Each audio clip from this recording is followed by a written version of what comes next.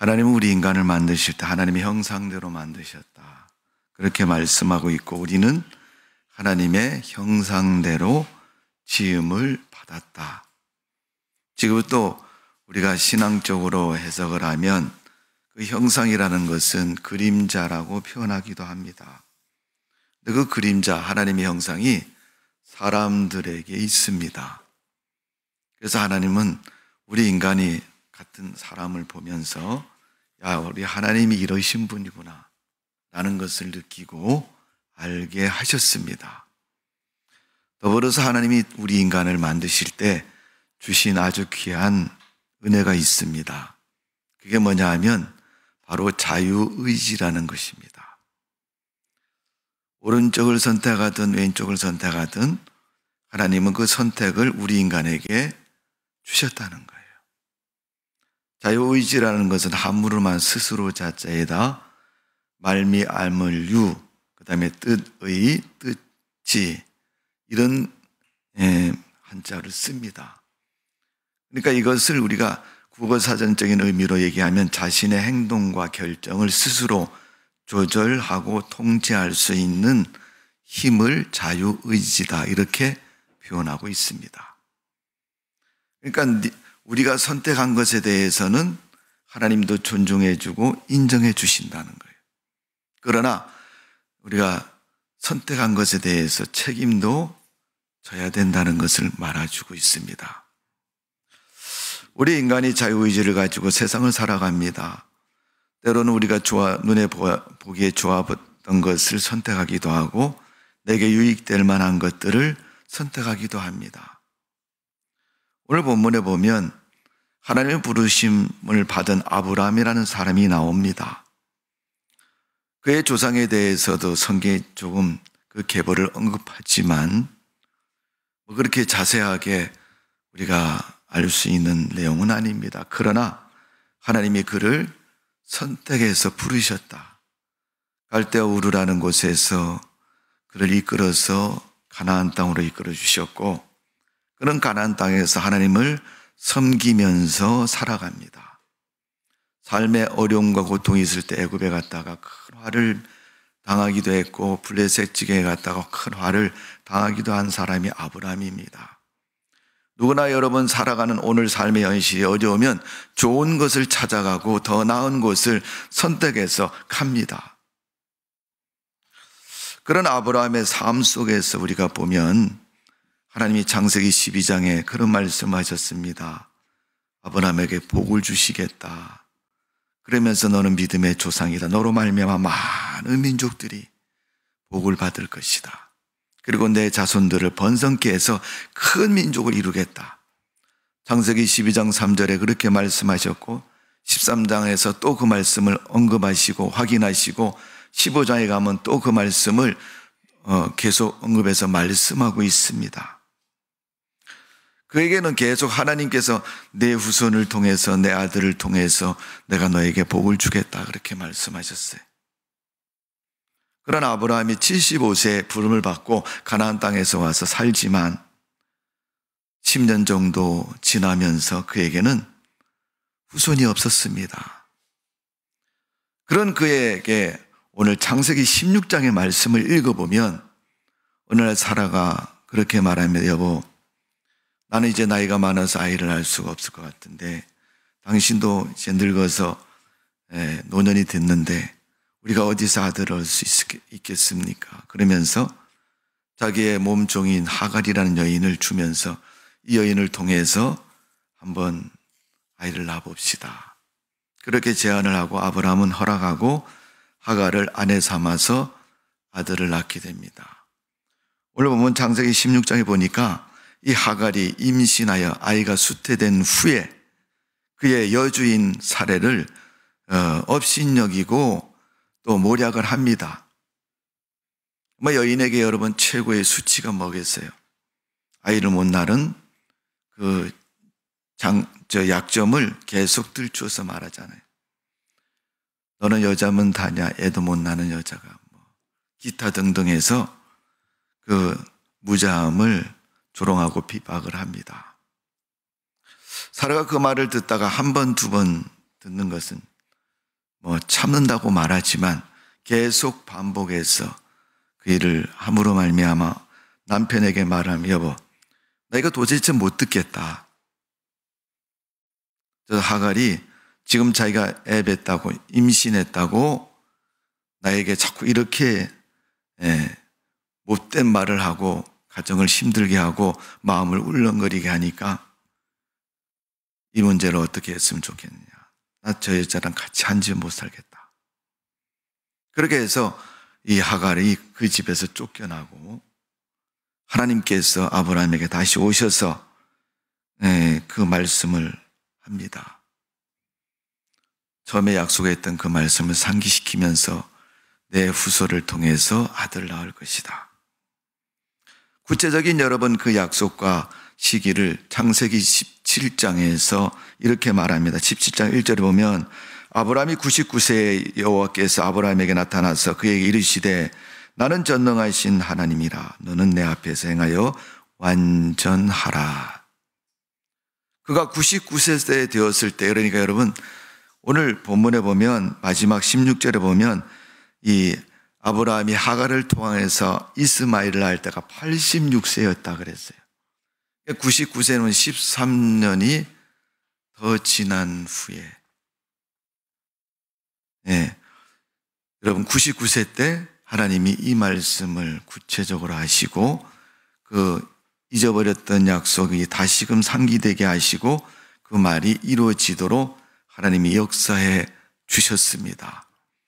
자, 오늘 여러분 창세기 16장 15절에서 16절에 보니까 결국은 하갈을 통해서 이스마엘을 낳게 됩니다. 그 집에서 쫓겨난 하갈이 하나님을 향해서 호소합니다. 제가 뭘 잘못했습니까? 여러분 대부분 사람들은 그래요. 자기 중심적이고 자기 이익 중심이니까 여러분 자기가 한 일을 갖다가 그게 뭐 어때서 이렇게 하고 정당화시킵니다. 근데 여러분 지금 보세요.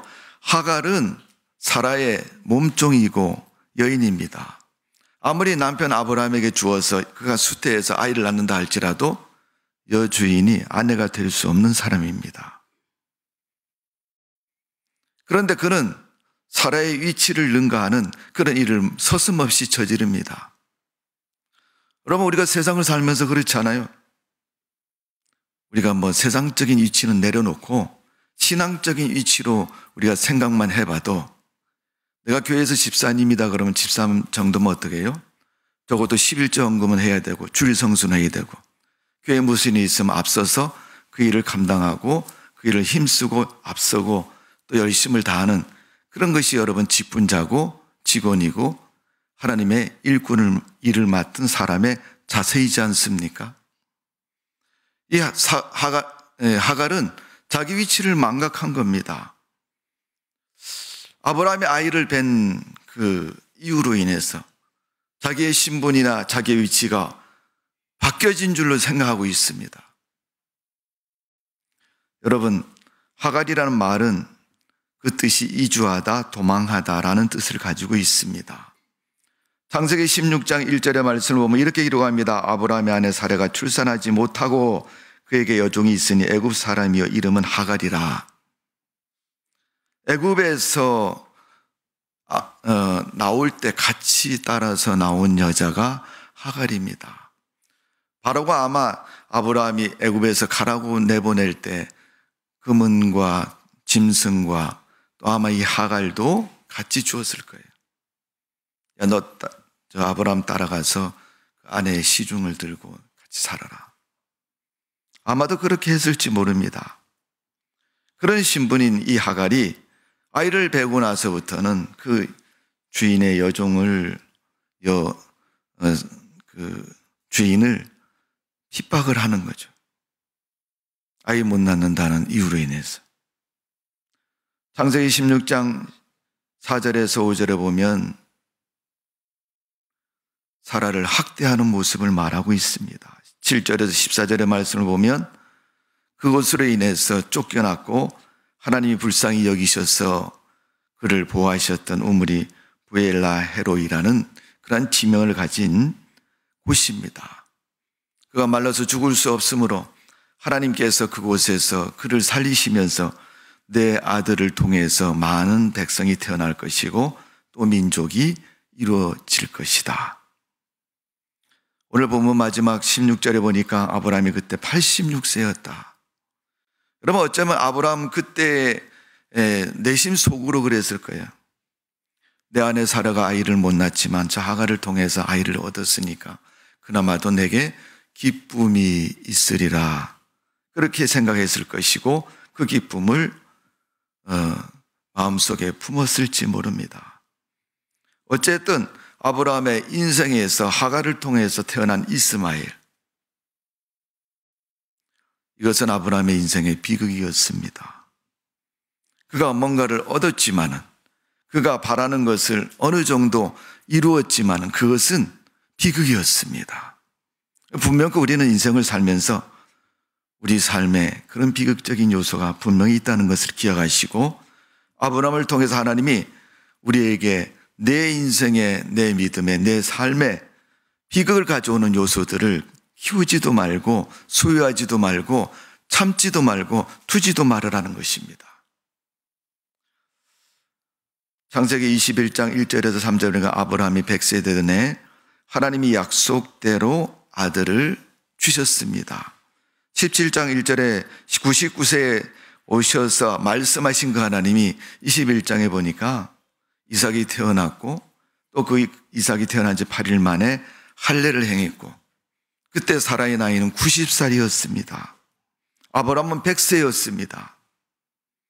하나님께서 아브라함에게 약속대로 자녀를 주셨고 그 약속의 자녀인 이삭과 이스마엘은 한 집에서 살 수 없었습니다. 그래서 창세기 21장 11절에서 13절에 보니까 브에일세바로 이스마엘과 하갈은 분가에서 쫓겨나서 사는 모습을 성경은 기록하고 있습니다.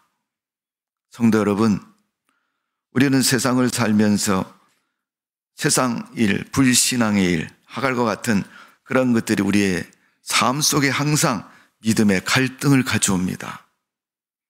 사람들은 신앙의 갈등이 오면 그 갈등을 가지고 고민을 합니다. 이건 맞나 저거 맞나 이건 맞나 저거 맞나. 사실은 여러분 그걸 고민할 필요가 없는데 고민하는 이유는 포기하기는 너무 크고 버리기는 너무 아깝고 그걸 따르다 보니까 어쩌면 내 인생의 마지막 기회인지도 모르겠다. 그런 생각이 들어서 그거 믿음도 아니고 신앙도 아니고 어쩌면 그것 때문에 내가 지옥에 떨어진다 할지라도 그것을 선택하는 그러한 모습을 가질지 모릅니다. 성도 여러분, 우리 삶의 갈등이 무엇 때문에 오는 것입니까? 세상 일 때문입니까? 아니면 믿음 때문에 오는 것입니까?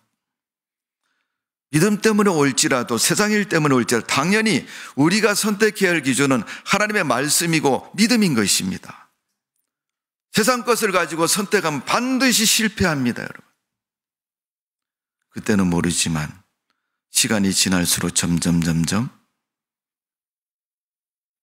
구멍이 뚫린 배가 바닷속으로 가라앉는 것처럼 우리 인생은 점점 침륜에 빠지고 말 것입니다. 여러분, 불의는 아무리 시간이 지나도 불의인 것이고 죄는 아무리 시간이 지나도 죄인 것입니다. 불신은 아무리 시간이 지나도 불신의 자리에서 벗어날 수가 없는 것입니다. 오늘 하갈은 애굽에서 데려온 여자였습니다. 그러기에 세상에서 아브라함에게 찾아온 그러한 일들인 것입니다. 시편 105편 27절에 보니 여러분 애굽은 함의 땅이라고 표현하고 있습니다. 노아의 자손 셈과 함과 야벳 있죠. 그때 여러분 노아가 술을 먹고 포도주에 술을 먹고 벌거벗은 채로 장막에 누워있을 때 함이 그 일을 보고 자기 형제들에게 아버지의 수치를 그대로 드러냈다고 해서 성경은 뭐라고 말하고 있습니까? 함은 그 다른 자녀의 종이 될 것이다. 그러니까 함은 사는 땅이나 모든 것이 다 하나님의 축복보다는, 하나님의 은혜보다는 세상적인 삶의 기준이 먼저 앞서는 그런 땅이 됩니다. 그러니까 그 땅에서 농사를 지어도 어떤 데는 소출이 많은 것 같은데 결국 따져보면, 결과를 보면 아무것도 아닌 것이 됩니다. 애굽 땅은 아무리 나일강을 중심으로 해서 여러분 풍성하고 좋은 땅이라 할지라도, 아무리 기골이 장대한 사람들이 산다 할지라도 그 땅은 풍요로운 땅이 아니라 죄악의 땅인 것이고 또 불신의 땅인 것입니다. 왜? 하나님의 이름을 부르는 사람이 없기 때문에, 하나님을 믿는 사람이 없기 때문에. 여러분, 소돔과 고모라 땅에 아무리 아브라함의 조카 롯이 여호와의 동산 같다고 표현했을지라도 그 땅에 하나님의 이름을 부르는 땅이 아니면 여러분, 문명이 아무리 발전하고 돈이 많아도 그 땅은 불과 유황불에 멸망당하는 땅인 것입니다. 오늘 내가 여러분 풍요와 풍성한 가운데 아무리 누리고 살아도 내가 하나님 믿지 않으면 지옥 멸망에 들어가는 것이고 저주에 벗어나지 못하는 인생이 되고 마는 것입니다. 여러분, 그 애굽 땅에서 온 여인이 바로 하갈입니다. 이스라엘 역대 왕들의 역사를 보면 북이스라엘 아합이라는 왕이 있는데, 이 아합은 이세벨이라는 여인과 결혼했습니다. 근데 이세벨은 우상 숭배를 아주 심하게 하는 나라의 딸입니다. 그러니까 그가 시집 올 때 바알을 가지고 와서 이스라엘 땅에 온 바알을 퍼뜨리고 세우고 난리가 났습니다. 결국 바알이 북이스라엘의 번성함으로 말미암아 주의 종들이 다 숨어 지내고, 땅은 비가 오지 않고 가뭄이 들고 재앙이 들고 난리가 난 것입니다. 결국 여러분, 우상이 자꾸 믿음 안에 들어와서 번성하면 기존에 있는 믿음도 자꾸 동화가 되고 잊어버리는 겁니다. 하나님 믿는 사람들이 가장 조심해야 할 것은 내가 지키고 믿는 그 하나님의 신앙이 점점 동화돼서 침륜 속에 빠지는 것을 경계해야 할 것입니다. 세상을 살다 보면 분명히 세상적인 존재가 되고 세상적인 사람이 되는 겁니다. 사도 바울은 고린도후서 6장 14절은 의의 불법이 어찌 함께 하여 빛과 어둠이 어찌 사귀며 그리스도와 베일리알이 어찌 조화가 되며 믿는 자와 믿지 아니한 자가 어찌 상관하며 하나님의 성전과 우상이 어찌 일치가 되리오. 믿음과 믿음이 아닌 것은 함께 할 수도 없고 같이 취급해서도 안 되고 인정해서도 안 되고 여겨도 안 된다는 것입니다. 우리는 여러분 믿음 생활을 할 때 그거 그냥 곤란하고 복잡하니까 넘어가. 여러분, 불신은 불신이지 넘어간다고 불신이 믿음 되는 거 아닙니다. 여러분, 오죽하면 옛날 어른들이 그럴까요? 호박에다 줄을 걷더니 수박 됐다? 아니다. 그 내용물이 속에가 호박인데 여러분, 겉에 수박처럼 까만 줄 긋는다고 수박이 되는 거 아니잖아요. 우리 속에 그리스도가 없고 성령이 없는데, 믿음의 사람이 아닌데 아무리 교회를 다니고 성경책을 들고 다녀도 그 사람을 믿는 사람이라고 말할 수 있습니까? 오죽하면 바울이 서신 가운데서 표면적 유대인이 아니요, 이면적 유대인이 진정한 유대인이고 이면적 할례를 받은 사람이 진정한 할례자라고 말하고 있지 않습니까? 그 할례는 마음의 할례라고 말하고 있지 않습니까? 정말 하나님을 믿는 사람은 불신이 마음속에 들어오면 너무너무 괴로운 것입니다. 너무너무 힘든 것입니다. 오늘 여러분, 애굽에서부터 오는 불신앙을 우리가 조심하시고 배제하고 배척하는 믿음을 가져야 될 줄로 믿습니다. 두 번째는 하갈이 이스마엘을 낳았습니다. 아들입니다. 기뻤을까요? 안 기뻤을까요? 기뻤겠죠. 그런데 하나님이 이스마엘은 내가 약속한 자녀가 아니다. 이건 하나님이 인정한 자녀가 아니라는 겁니다. 내가 좋아서 하는 것은 좋아서 하는 거지만 내가 인정받는 것은 상대방으로부터 인정되어야 내가 인정받는 거예요. 아브라함의 신앙을 로마서에서 그러면 아브라함이 여호와를 믿더니 의로 여기시고 그랬어요. 아브라함이 여러분 태어난 곳이 갈대아 우르지 않습니까? 그의 아버지 데라는 우상을 만드는 사람이에요. 그래도 하나님이 아브라함을 택하셔서 내가 너를 내 백성으로 삼는다. 그리고 이 땅에서 살아라. 그는 그 말씀 붙잡고 살아갑니다. 창세기 17장 1절에서 8절의 말씀을 보면 하나님께서 아브라함에게 약속에 대한 것을 다시 상기시켜주고 있습니다.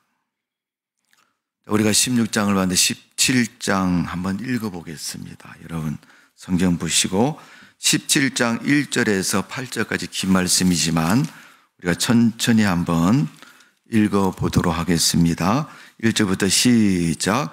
아브라함이 99세 때 여호와께서 아브라함에게 나타나사 그에게 이르시되 나는 전능하신 하나님이라 너는 내 앞에서 행하여 완전하라. 내가 내 언약을 너와 너 사이에 두어 너를 크게 번성하게 하리라 하시니 아브라함이 엎드렸더니 하나님이 또 그에게 말씀하여 이르시되 보라 내 언약이 너와 함께 있으니 너는 여러 민족의 아버지가 될지라. 이제부로는 내 이름을 아브라함이라 하지 아니하고 아브라함이라 하리니 이는 내가 너를 여러 민족의 아버지가 되게 함이니라. 내가 너로 심히 번성하게 하리니 내가 내게서 민족들이 나게 하고 왕들이 내게서부터 나오리라. 내가 내 언약을 너와 내 및 내 대대 후손 사이에 세워서 영원한 언약을 삼고 너와 내 후손 하나님이 되리라. 내가 너와 내 후손에게 내가 거류하는 이 땅 곧 가나안 땅 온 땅을 주어 영원한 기업이 되게 하고 나는 그들의 하나님이 되리라. 아멘. 아브라함에게 이렇게 말씀하셨어요. 아들을 주겠다. 이 땅에서 복을 내리겠다. 이스마엘을 낳았지만 그는 하나님의 약속의 자녀가 아니다. 내가 약속한 것은 이삭이라고. 그래서 창세기 21장에 가면 이삭이 태어나고 또 22장에 가면 이삭을 번제로 드리고 하나님의 복을 받은 아브라함과 그의 아들 이삭의 모습을 성경은 계속 이어가고 있습니다. 여러분 86세에 낳은 이스마엘, 그보다 여러분 14년 있다가 태어나는 이삭, 14년 100세에 여러분 아들을 낳지 않습니까? 긴 세월입니다. 절코 짧은 세월이 아니, 며칠이 아닙니다. 우리 며칠만 지나도 왜 안 줘? 왜 그래? 너 지난번에 약속했는데 왜 그러냐? 하나님께서 여러분 때가 되고 약속의 기한이 차니까 그에게 허락해 주신 겁니다.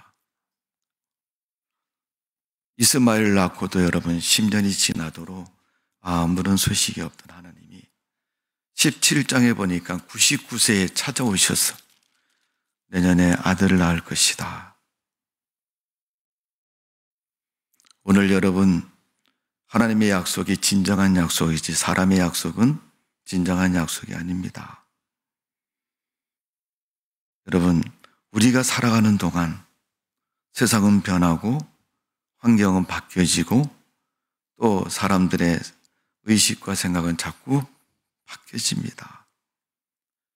오늘 하나님은 전능하신 하나님이라고 표현되어 있고 하나님의 약속을 반드시 지키는 분이시라고 다시금 말씀하고 있습니다.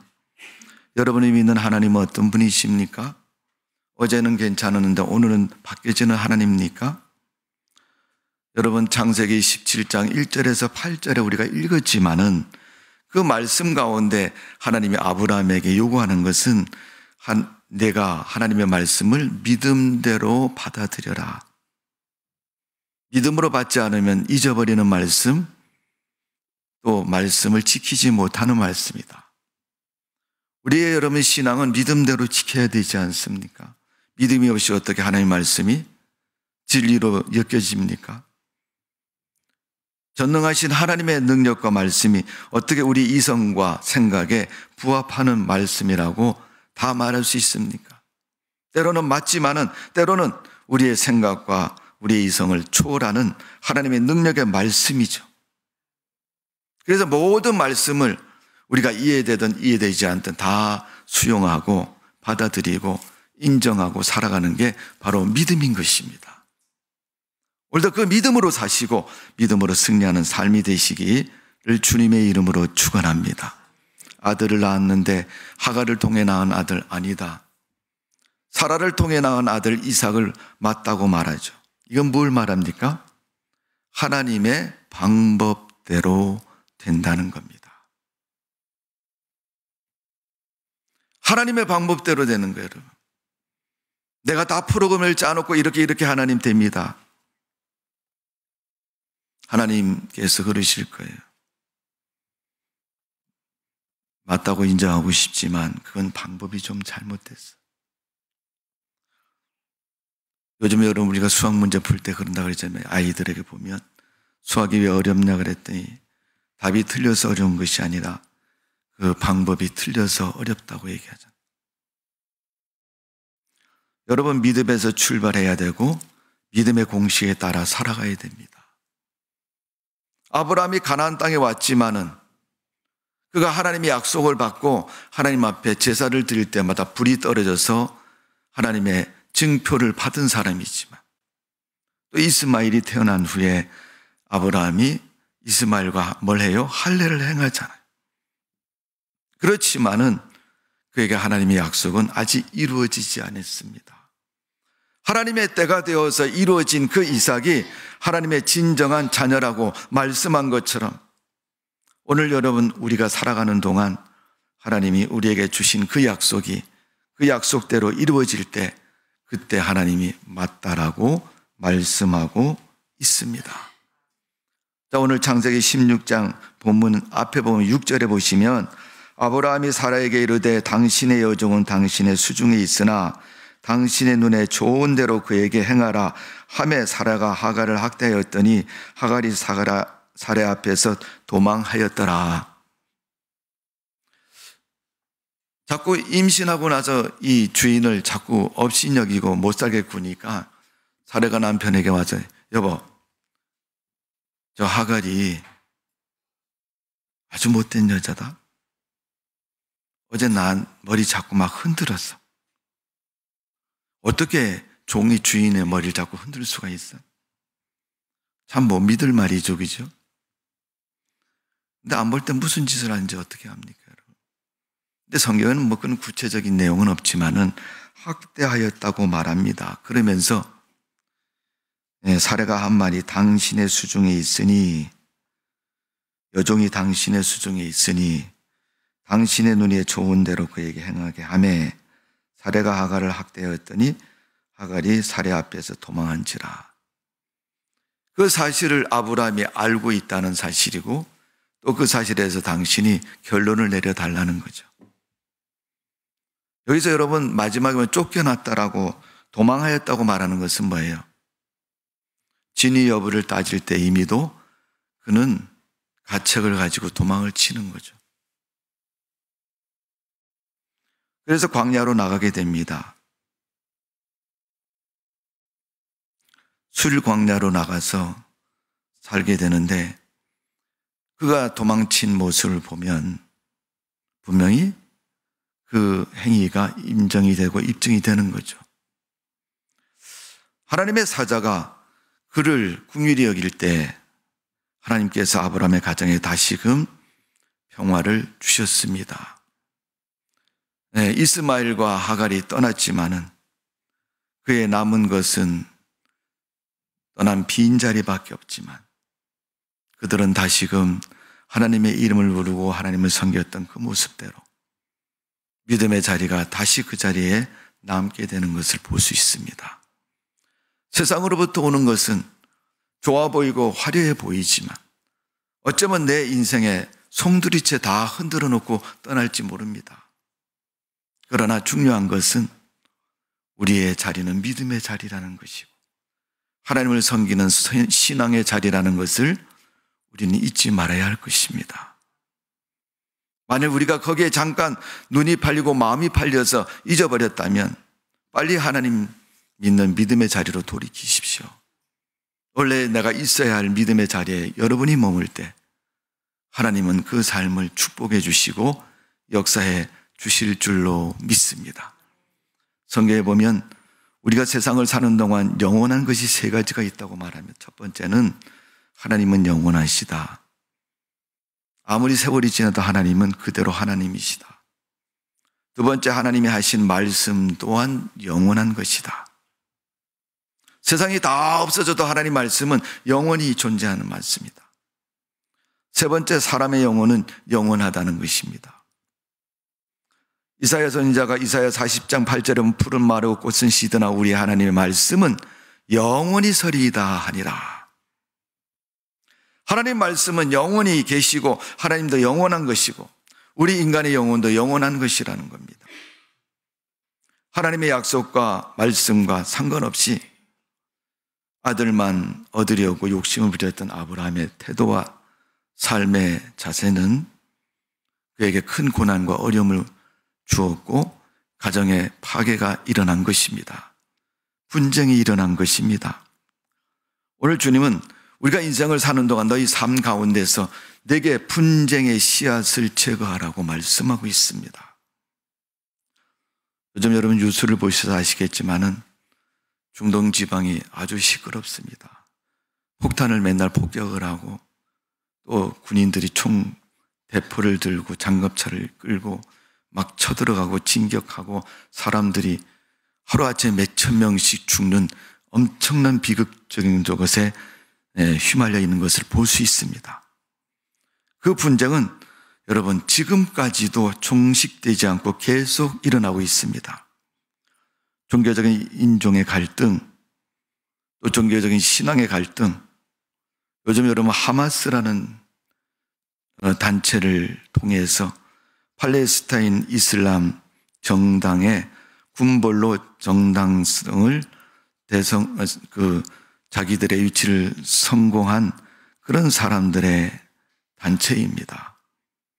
그럼 우리가 자세히는 잘 몰라도 뉴스를 들으면 순위파, 시아파 이런 얘기 하잖아요. 여러분.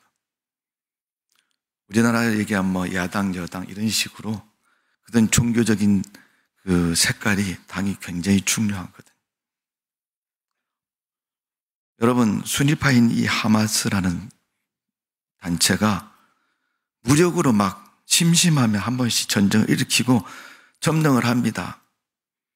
여러분, 후손들의 계보를 보면 이들은 함의 자손이라고 말하고 있고 이스라엘 민족 곁에서 늘 고통과 아픔 속에서 어렵게 만드는 그런 하갈의 자손이라고 말합니다. 그러니까 이스마엘의 후손, 또 이삭의 후손, 우리가 신앙적으로 보면 두 부류의 사람들이 계속 중동 전쟁에서 부딪히고 싸우고 있는 것입니다.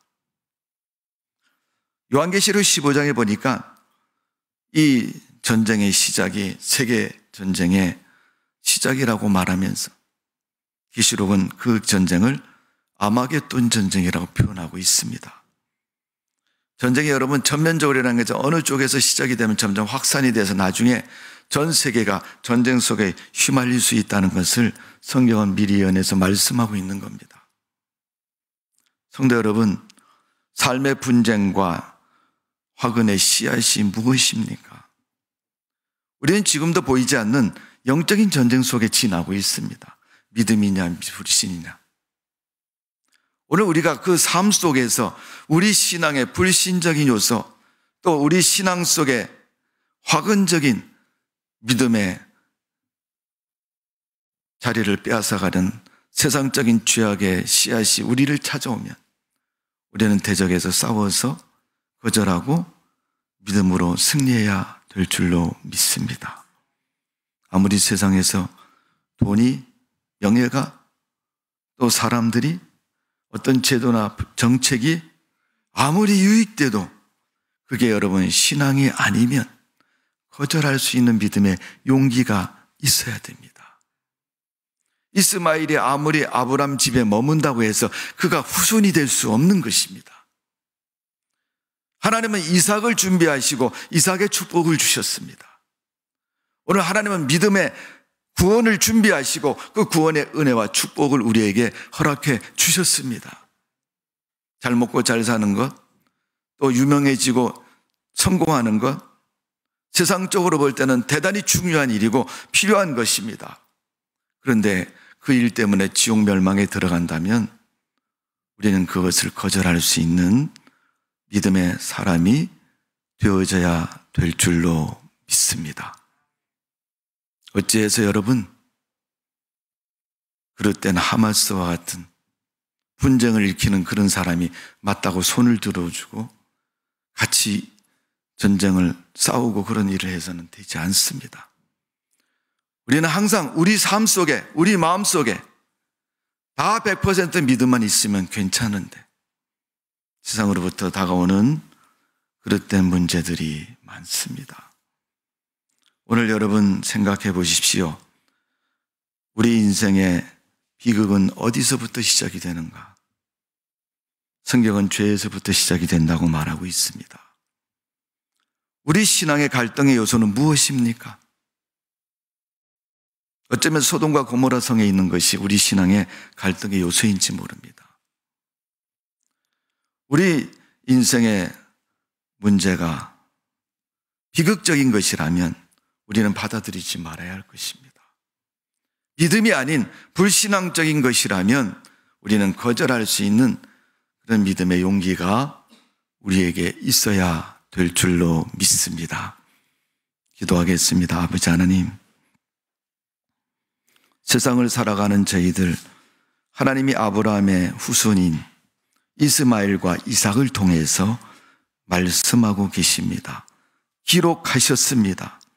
잊지 말고 이삭 후손으로 삼아서 바르고 온전한 믿음으로 복된 인생이 되기를 원하고 계십니다. 하갈은 이스마엘만 믿고 자기의 여주인인 사레를 조롱했고 핍박했으며 주인인 아브라함에까지 도전장을 내밀고 있습니다. 그러나 하나님은 그 하갈을 술 광야에서 머물게 하셨고 또한 그에게 후손을 주시며 너는 아브라함의 후손이 아니다라고 말씀하고 계십니다. 그러면서 아브라함에게 이삭이 내 후손이라고 주님 말씀하시며 그의 후손을 통해서 복을 허락해 주신 것을 볼 수 있습니다. 우리는 하나님 믿는 성도입니다. 믿음의 양심을 가지고 하나님을 바라보면서 하나님이 원하시는 믿음으로 살아갈 수 있도록 은혜를 베풀어 주옵소서. 도적과 같은 세상 가운데서 도적처럼 살지 않도록 도와주시고 그 가운데서 믿음 가지고 믿음의 사람으로 살아갈 수 있도록 은혜를 베풀어 주옵소서. 삶이 어렵고 힘들지라도 그것이 맞는 것이면 믿음을 선택할 수 있는 신앙의 용기 있는 성도가 되게 하여 주옵소서. 불신을 제거하고 믿음의 길에 설 수 있도록 도와주시며 예수님의 이름으로 기도하옵나이다. 아멘.